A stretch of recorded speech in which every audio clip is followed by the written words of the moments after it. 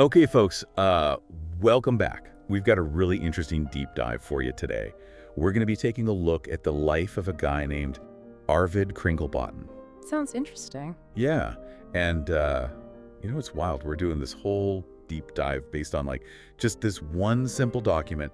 But let me tell you, it's amazing how much you can learn about a person from just a few seemingly basic facts. I find that to be true a lot, actually. You can really find out so much about a person. For sure. And with Arvid, we're talking different jobs he's had, unusual hobbies, places he's lived. It's all in here. It's like solving a mystery. I like mysteries. Right. Well, let's jump right into it. So the document tells us Arvid was born in 1949. Okay, 1949. So that puts him, let's see, right in the middle of the baby boomer generation. Yeah, think about all the changes he must have seen in his lifetime. The world was a completely different place back then. Absolutely. And family-wise, he's married to Nancy, and they have 4 children together. Oh, wow. A big family. Yeah, Jarl, Heidi, Osmond, and Sven Håkon. Those are some pretty cool names. Right. And get this, he's also a grandfather to Stian, Ida, and Vhagar. Okay, so big family man. That's nice. Seems like it. Now, where it gets really interesting to me is his education. First, he went to Yrkesskolen. Yrkesskolen. I'm not really familiar with the Norwegian school system. What is that? Yeah, so it's basically a vocational school, focused on practical skills, learning a trade. Gotcha. Like a trade school. Makes sense. Exactly. But then he goes to Framnes Folkehøgskole. Framnes, okay. And that is... Well, that's a folk high school, and it's like a whole different ball game. They're known for a more holistic approach, emphasizing personal and social development.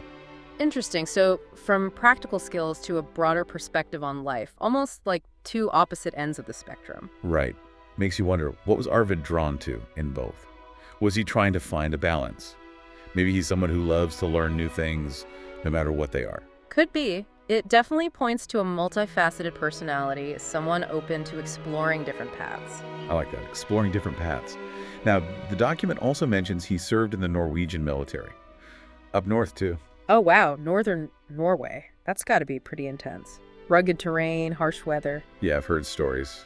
Definitely not for the faint of heart. I bet. So, after the military, what'd he do? Okay, so his work life is where things get even more intriguing. He started out as an electrician in Oslo. Okay, a solid trade. Electricians are always in demand. Exactly. But then he moves back to his local area and works for a bunch of different companies. Birkenese, Svensbo, Umeo Electro, the list goes on. So he wasn't afraid to move around and try new things. Right.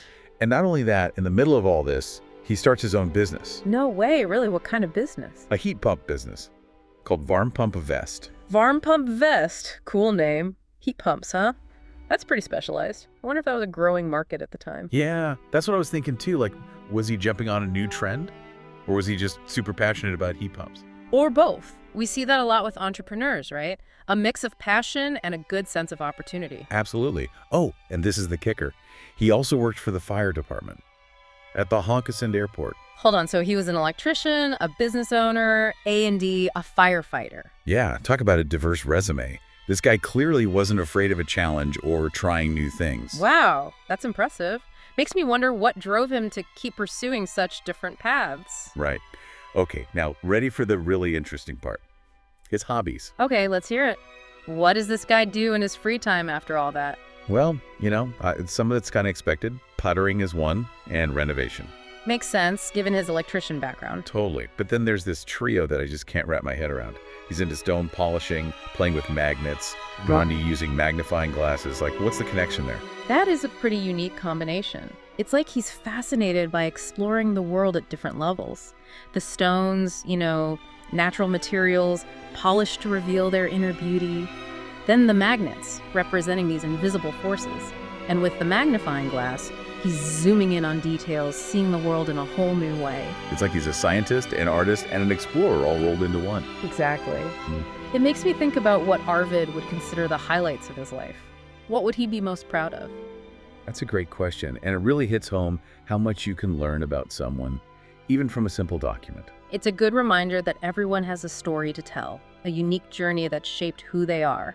We just got to take the time to listen and uncover those hidden depths. Well said. And on that note, I think we've got to wrap up for today. But hey, listeners, I want to leave you with a thought. take a moment to think about the people in your own lives. What are their passions? What are their hidden talents? You might be surprised by what you discover. Couldn't agree more.